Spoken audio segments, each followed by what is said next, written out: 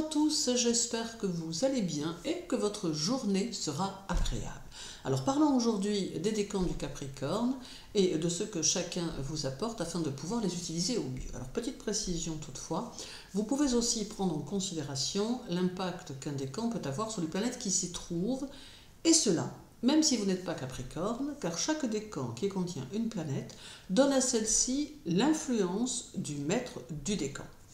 Alors, le premier décan du Capricorne est gouverné par Jupiter. Il offre de très belles aptitudes organisatrices et réalisatrices, notamment dans le domaine des affaires ou de la politique. Alors, il permet un esprit synthétique, mais peut parfois pousser à la systématisation excessive. On le nomme le décan de l'organisation. Alors, il donne une nature à la fois sérieuse et tournée vers l'élévation, rigoureuse, mais portée par un souffle de foi en l'avenir. Gouverné par Jupiter, il colore le tempérament d'un optimisme plus discret mais profond. Alors il amène une vision large et structurée de la vie qui mêle ambition personnelle et responsabilité collective. Il donne une volonté de comprendre et d'expliquer le monde, d'où des personnes qui ne se contentent pas de réussir matériellement.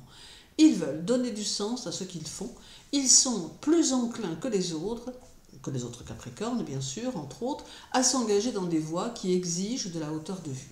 Éducation, philosophie, politique, ou encore les métiers de transmission et d'encadrement. Ce décan développe donc un équilibre subtil entre le besoin de maîtriser le réel et l'élan vers quelque chose de plus vaste, que ce soit une idée, un projet ou un idéal. Alors, leur autorité est naturelle, fondée sur la cohérence de leur vision et la fiabilité de leurs actions. Alors, sur le plan spirituel, ce décan révèle une approche de la vie marquée par la recherche de sens, de cohérence et de vérité intérieure.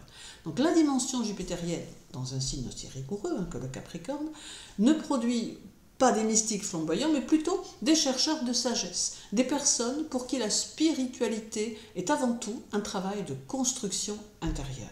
Donc leur foi, quelle que soit sa forme, repose rarement sur des dogmes aveuglément acceptés. Elle se construit, se teste, se remet en question, comme une architecture intérieure qu'on façonne patiemment.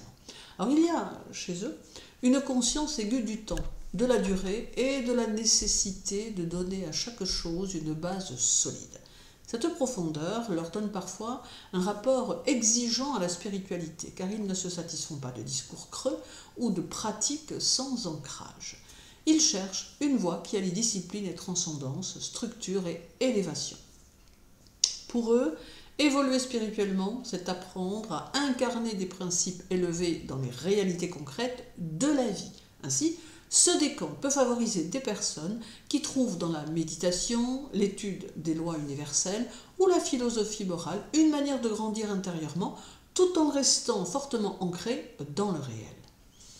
Alors, sur le plan karmique, les natifs du premier décan du Capricorne semblent porter une mémoire ancienne liée à la notion de responsabilité et de maîtrise. Alors, ils arrivent dans cette vie avec une conscience aiguë des lois qui régissent les choses, qu'elles soient sociales, morale ou spirituelle, et une sorte de devoir intérieur à construire quelque chose de stable et de durable.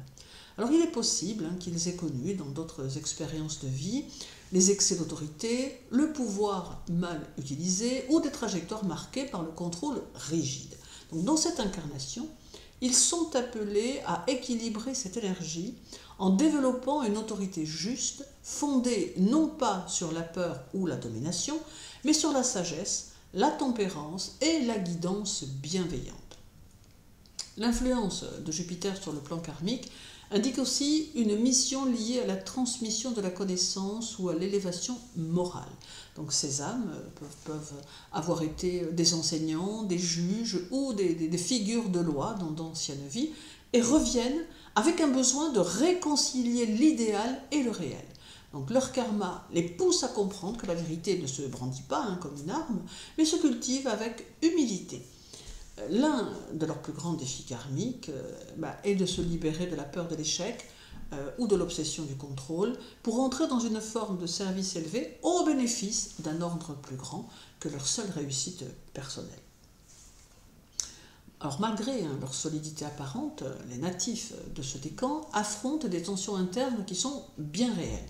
Alors leur premier défi réside dans la gestion de leurs propres exigences. Alors habitués à se fixer des objectifs élevés, ils peuvent devenir prisonniers de leur propre rigueur, se montrant durs envers eux-mêmes et parfois envers les autres.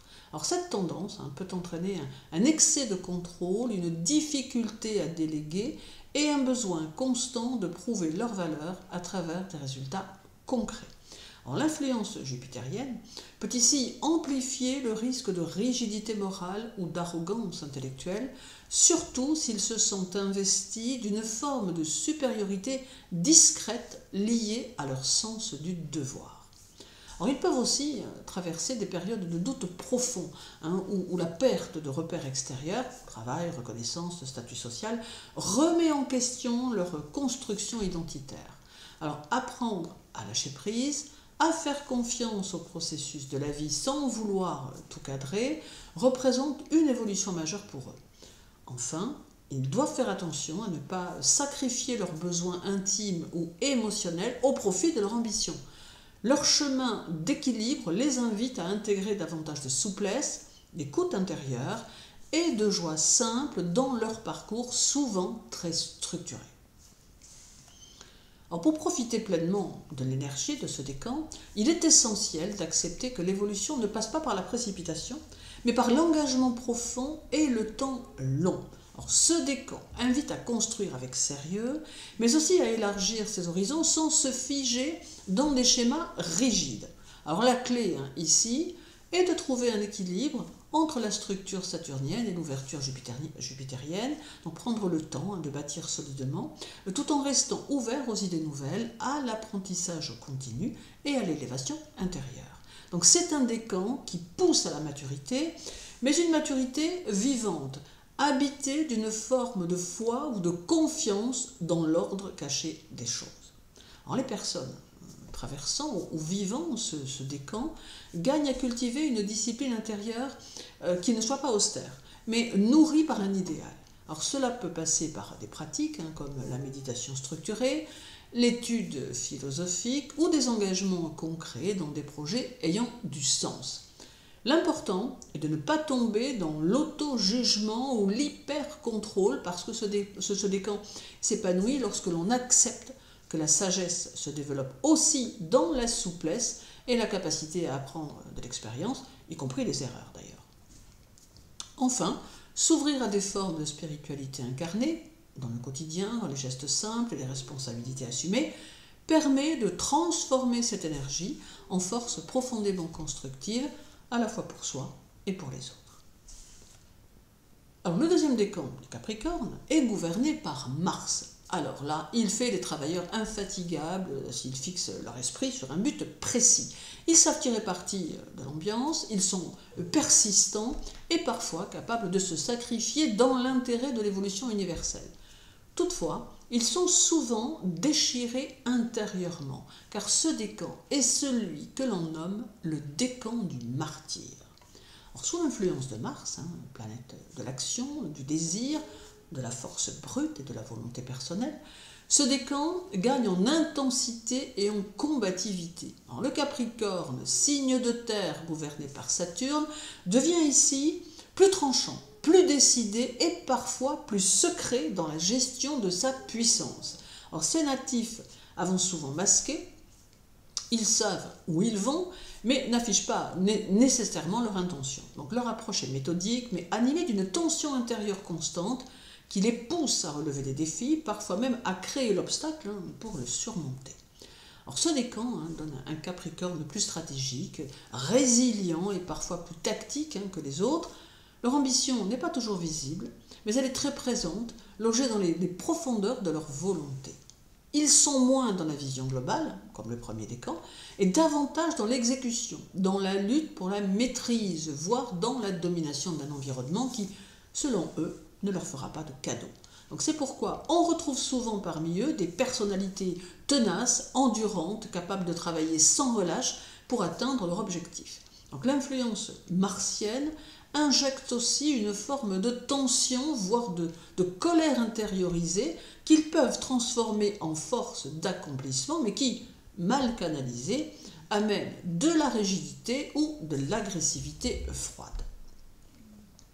Alors sur le plan spirituel, la personne se distingue par sa dimension volontaire, presque guerrière dans son approche de l'évolution intérieure.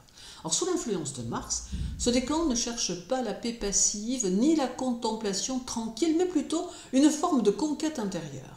Alors il s'agit moins ici de recevoir que de mériter, de forger l'esprit, comme on aiguise une lame. Alors ces natifs vivent leur croissance spirituelle à travers l'effort, la discipline, la résistance et parfois le dépassement de soi dans l'adversité. Ils sont attirés par les chemins où l'on se transforme par la volonté, où l'on affine la conscience comme on entraîne un muscle dans le silence, l'endurance et parfois dans la solitude.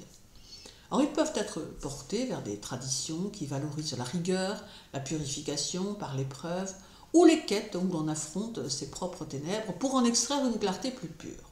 Alors, la voie spirituelle de ce décan n'est pas nécessairement religieuse, mais elle est toujours engagée, intérieurement active. Donc, elle suppose un combat, souvent contre soi-même, combat contre la tentation de la dureté, du repli ou du contrôle absolu. Donc, leur défi est d'adoucir l'armure sans perdre la structure, de laisser entrer la lumière sans s'effondrer. Lorsqu'ils acceptent de transmuter leur puissance en lucidité, ils deviennent des figures d'autorité intérieure, capables d'incarner une force tranquille, protectrice et profondément structurante pour ceux qui les entourent. Or, sur le plan karmique, ces âmes incarnées semblent porter en elles des mémoires liées à la lutte, à la survie, au contrôle du pouvoir, voire à des expériences de guerre intérieure ou extérieure. Donc il s'agit souvent de personnes marquées par une nécessité ancienne de se battre pour exister, défendre un territoire ou affirmer leur autorité dans des environnements hostiles. Alors il n'est pas rare que ces personnes aient, dans d'anciennes vies, connu des rôles de commandement, de stratège ou de combattant, parfois dans des contextes où l'ego et la puissance personnelle ont pris le dessus sur la sagesse ou la compassion. Donc dans cette incarnation, le karma appelle à transformer cette force brute en maîtrise consciente. Alors cela ne signifie pas renoncer à leur intensité, mais apprendre à la canaliser, à s'en servir pour construire et non pour dominer. Alors leur trajectoire karmique consiste souvent à se détacher du besoin de tout contrôler ou de s'imposer coûte que coûte. Ils doivent réapprendre à faire confiance, à collaborer sans rivaliser et à intégrer que la puissance véritable ne repose pas sur la conquête extérieure, mais sur la solidité intérieure. Alors un autre aspect karmique clé de ce décan réside dans la guérison du rapport à la colère et à la confrontation. Alors ces natifs peuvent avoir hérité d'un schéma où l'opposition est vécue comme une menace plutôt que comme un espace de croissance. Alors leur mission est alors d'apprendre à dialoguer avec le conflit sans s'y perdre et à développer une paix active, enracinée dans leur force, mais ouverte à l'autre. Alors lorsqu'ils accomplissent ce travail, eh bien ils deviennent des piliers solides, capables d'incarner une autorité ferme mais juste, au service d'un ordre supérieur.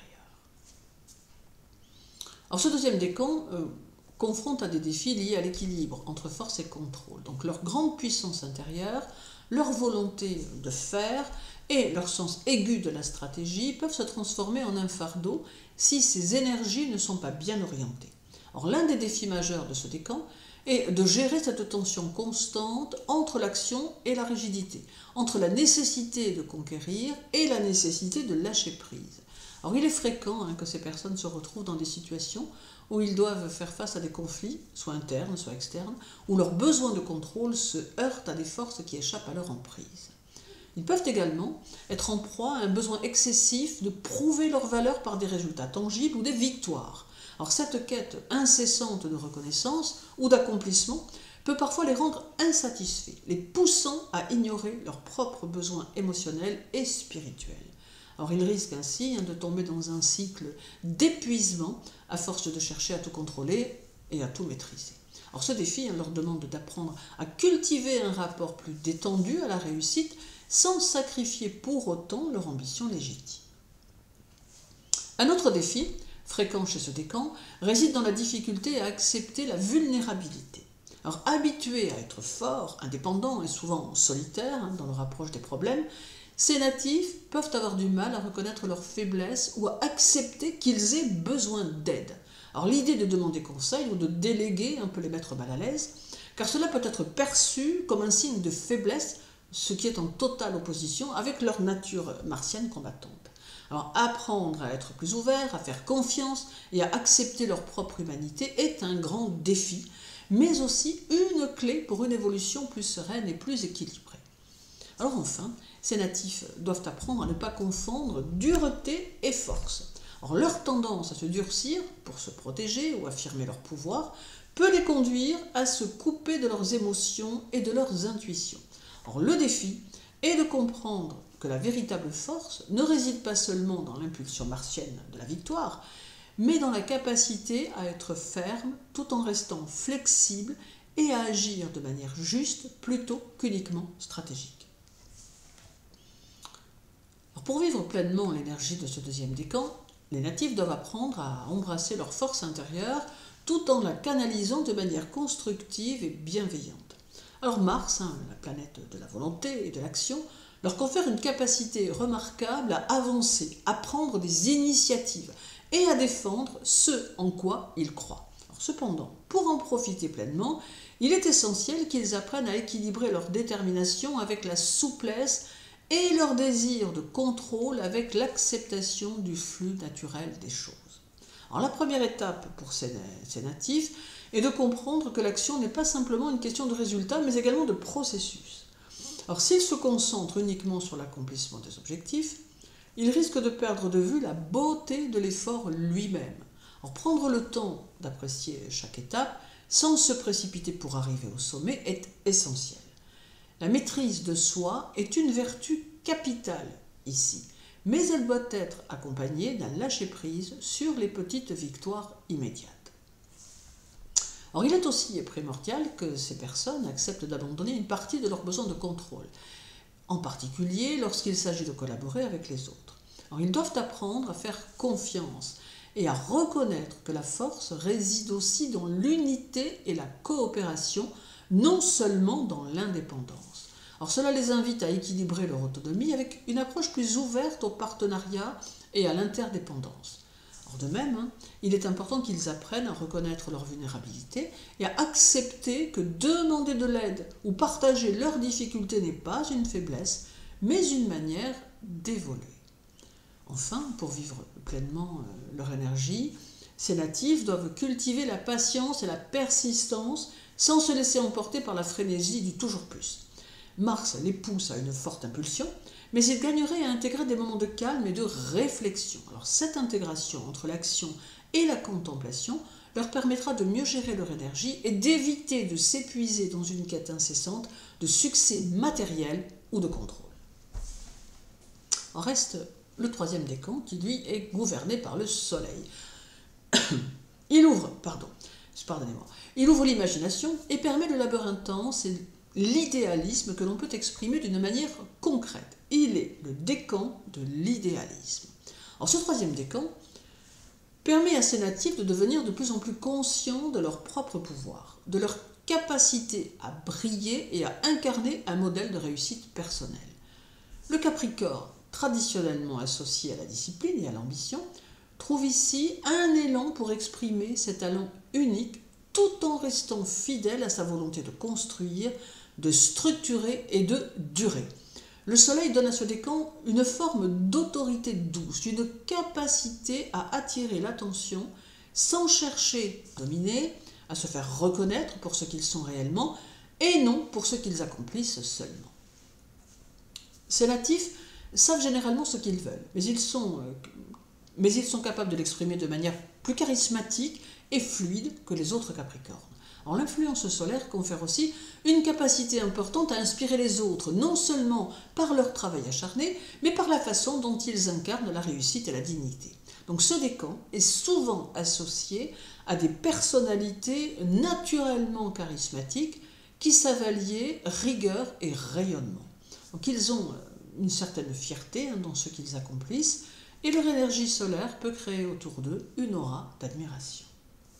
Sur le plan spirituel, le troisième décan du Capricorne est lié à un processus d'épanouissement de l'ego, mais un ego qui se transforme en création lumineuse.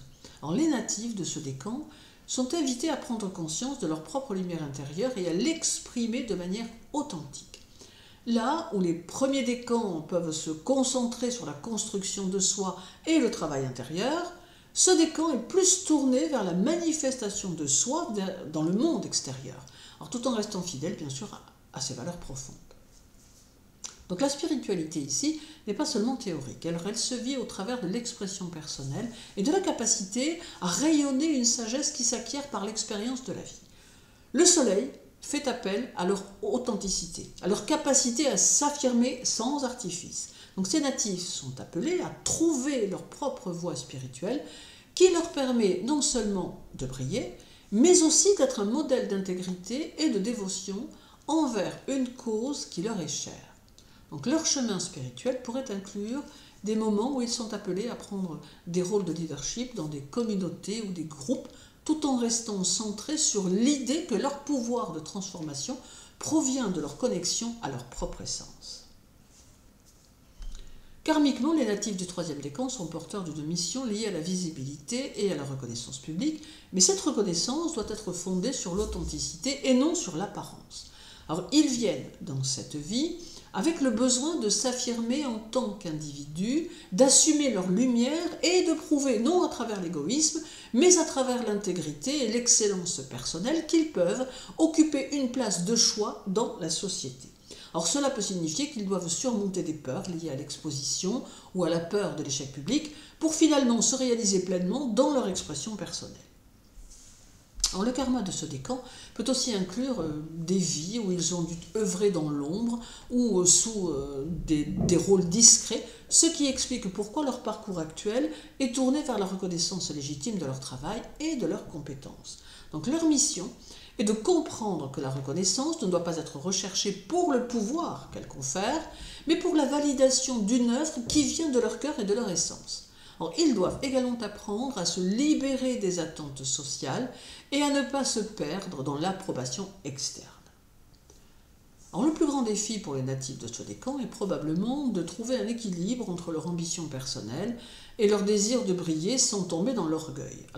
Ils peuvent parfois être tentés de chercher la reconnaissance pour nourrir leur ego ou prouver leur valeur, ce qui peut les amener à des excès de fierté ou à la peur de l'échec, ce qui, paradoxalement, peut les empêcher de pleinement s'exprimer. La clé réside dans la capacité à accepter que l'authenticité et la reconnaissance viennent de l'intégrité et non de la compétition ou de l'effort pour attirer les projecteurs. Un autre défi est de laisser tomber l'idée que la réussite doit être durement gagnée. Bien que la discipline soit toujours importante, ce décan apprend à ses natifs à ne pas se surcharger de responsabilités au point de se couper de leurs besoins créatifs et affectifs. Ils doivent aussi apprendre à accepter l'imperfection et à comprendre que leur lumière n'a pas besoin d'être parfaite pour briller. Pour profiter pleinement de l'énergie de ce troisième décan, les natifs doivent cultiver leur propre lumière intérieure et l'exprimer avec confiance. Leur chemin consiste à se libérer des attentes extérieures et à comprendre que leur véritable pouvoir réside dans l'intégrité de leur expression. Ce décan leur demande de ne pas craindre d'être vus, de s'affirmer pleinement dans leur authenticité. Ils doivent aussi apprendre à réconcilier leur ambition personnelle avec leur désir de partager leur lumière de manière altruiste, mais sans tomber dans l'égoïsme. Il est important pour ce décan de pratiquer l'humilité, même lorsqu'ils sont reconnus pour leur talent, et d'éviter de se laisser aveugler par les honneurs. L'influence du soleil dans ce décan les incite à nourrir une créativité joyeuse et à l'aligner avec leur mission de vie. Enfin, s'ils apprennent à ne pas se laisser emporter par le besoin d'être parfait ou de tout contrôler, ils peuvent utiliser l'énergie solaire pour inspirer et guider les autres tout en restant fidèles à leur propre chemin. Je vous souhaite une agréable journée. Surtout, prenez bien soin de vous et à très bientôt.